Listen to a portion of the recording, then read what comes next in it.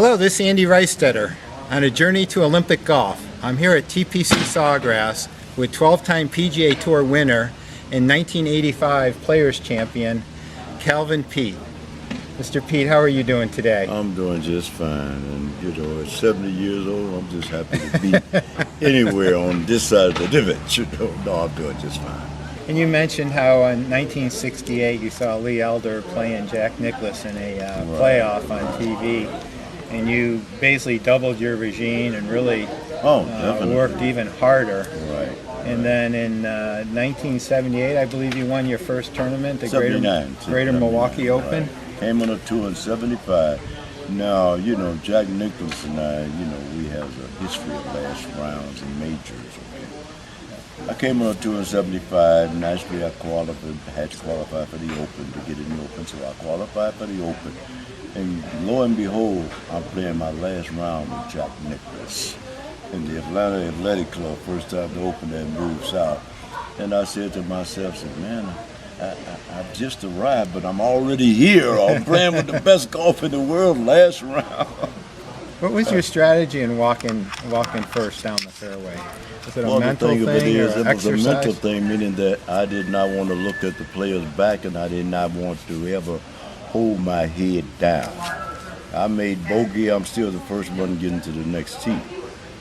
Okay, it didn't make no difference. I did not want to look at their back. I wanted them to look at my back. Okay, right. Meaning that you bring it up the rear, buddy. Right. Okay. So that was, to me, that was my confidence, and I felt like it was really intimidating to the players. To have to look at my back all the way down the fairway. Yeah.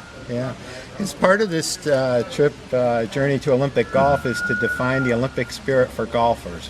We haven't played Olympic golf in 112 years when they're going to play it in 2016. Was there some sort of perspective there where you're embracing the next hole, or you let the last shot go, the last hole played, and you're running ahead of people to get to the next hole? Well, the thing that I tell young, hopeful college kids, I give things to them when they aspiring to be touring pros and so forth, and they say, well, Calvin, I'd like to ask you a question. Why is it that I could play so well on the front side, and then on the back, I'm 2 or 3 under on the front, and then I get to the back, I'm 4 or 5 over, in the middle of the back nine and so forth. I say, because you're not staying in the moment.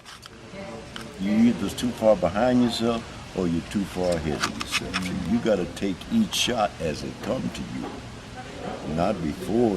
You can't get on a tee, which I've had a lot of players I played with that had the attitude, and some of them said it, par 5, I'm taking birdie on this hole. Well, he haven't even teed off yet. But by the time he tee off, then he's hollering, 4 right. I said, it's going to be hard making birdie from over there.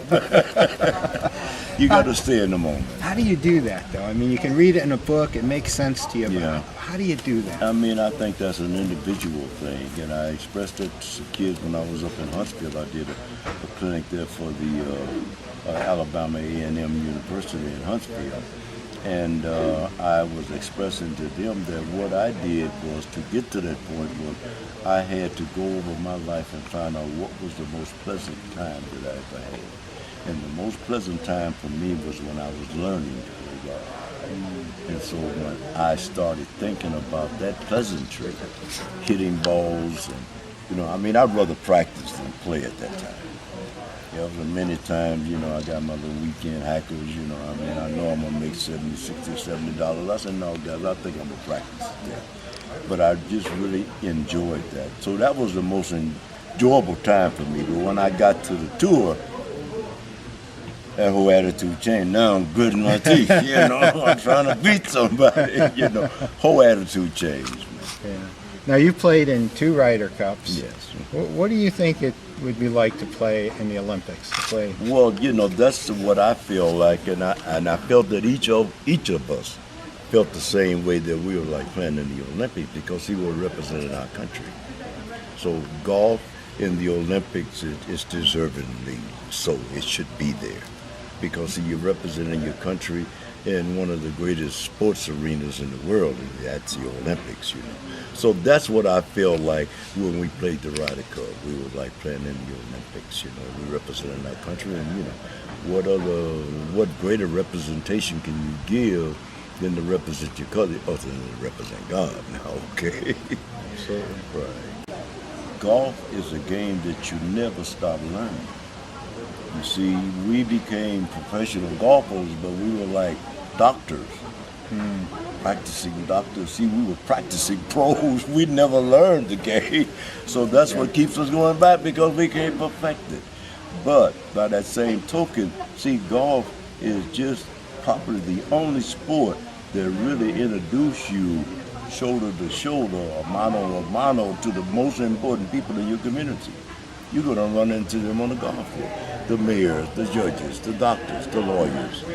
These are the people that we want to inspire our kids to be, politicians and so forth. You know, I mean, you don't learn this in the park, hanging in the corner. So that's what it really taught me, and that's what it's taught my kids. You know, that's why they're able to get a good education and not feel that they didn't belong.